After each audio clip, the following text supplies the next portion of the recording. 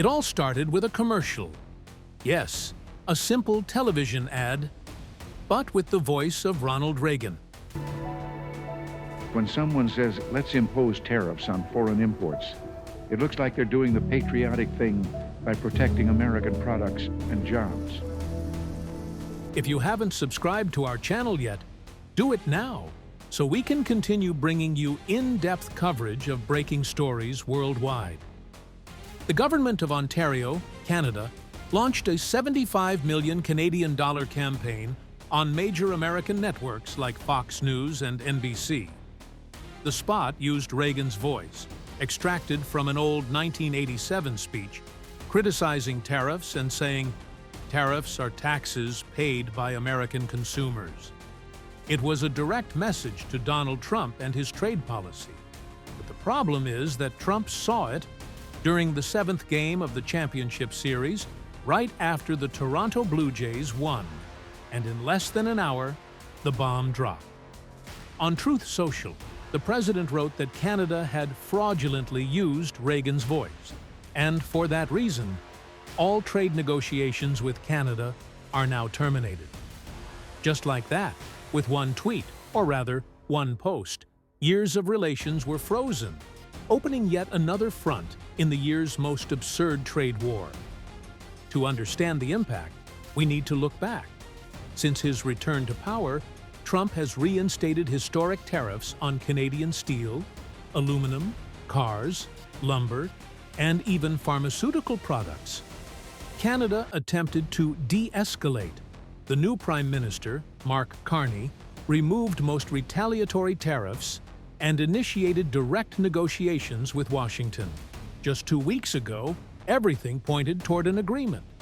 In fact, following a meeting at the White House on October 7th, Trump said both countries had made great progress. But a single commercial was enough to destroy everything. The immediate result: markets in Canada plummeted.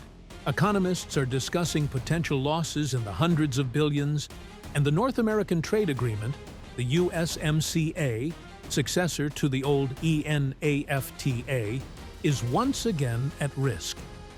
Trump asserts that the tariffs protect American jobs. But according to Bloomberg and CNN, the real effect has been the opposite. Cars in the U.S. already cost $1,000 more per unit. Industrial supplies are rising, and inflation is heating up. In Canada, the impact is twofold. The country exports 75% of its goods to the United States, and the breakdown comes just as Ottawa was trying to reduce its $6.3 billion trade deficit. And what is Canada saying? Carney, speaking from a flight to Asia, responded calmly, "We are ready to resume dialogue. We cannot control the politics of another country, but we will not accept unfair access."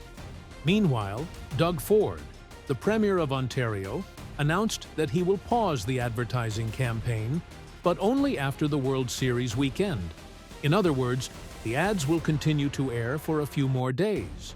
But the most curious part of all is that this isn't the first time Trump has canceled negotiations with Canada this year. In June, he had already suspended them over Canada's new digital services tax. Now he does it, over a television commercial. And behind the political spectacle, a deeper process is occurring. A slowdown in North American trade and an economic decoupling between two countries that have been strategic partners for more than a century.